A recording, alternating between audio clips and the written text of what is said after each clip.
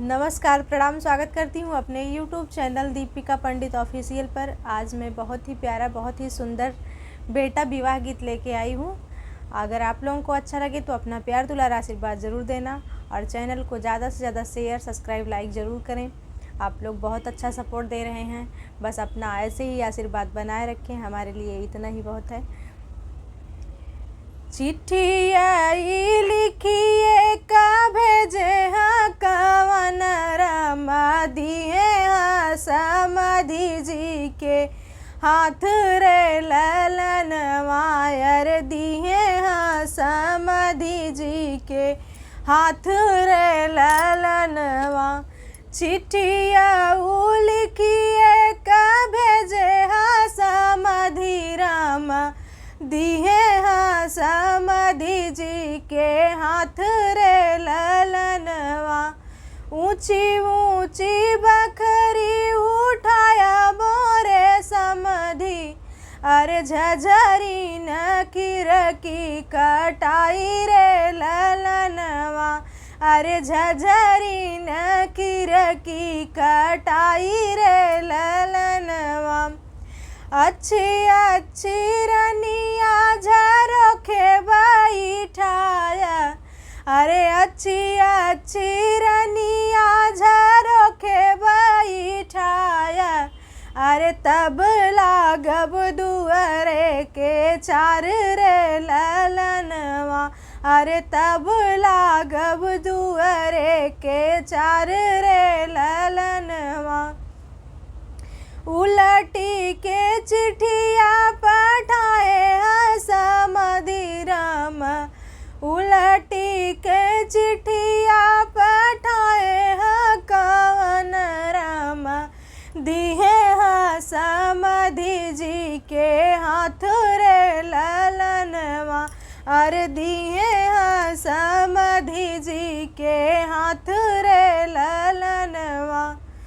अच्छी अच्छी हथिया दातारी लई आया अरे अच्छी अच्छी हथिया दातारी लई आया।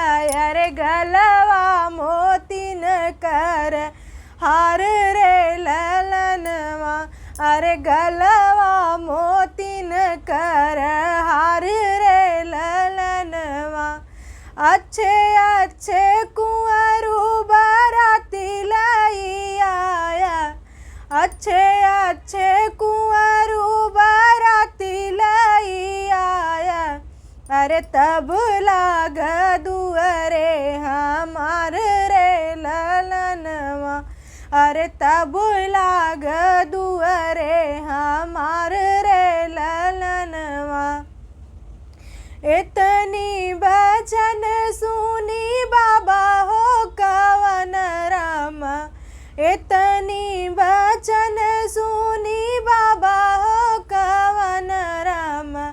बैठे नी मथवा ओ नाई रे ललनवा। अरे बैठे नी मथवा ओ नाई रे ललनवा। भीतरा से निकले नी बेटा हो कवन रामा। भीतरा से निकले नी बेटा हो कवन रामा। काहे बाबा मदन मालिन रे ललनवा। अरे काहे बाबा मदन मालिन रे ललनवा। कहाँ पाई मोरे बेटा हथिया दातारी अरे गलवा मोती न कर हार रे ललनवा। अरे गलवा मोती न कर हार रे ललनवा। कहाँ पाई मोरे बेटा अच्छे अच्छे कुंवरू अरे तब लागी दुआरा के चार रे ललनवा। अरे तब लागी दुआरा के चार रे ललनवा। राजा घरे मिली है बाबा हथिया दातारी अरे सोनरा घरे मोती के हार रे ललनवा, अरे सोनरा घरे मोतियन के हार रे ललनवा। हम चारों भैया बराती बनी जाबई, हम चारों भैया बराती बनी जाबई, अरे लगी जाबई दुअरे के चार रे ललनवा, अरे लगी जाबई दुअरे के चार।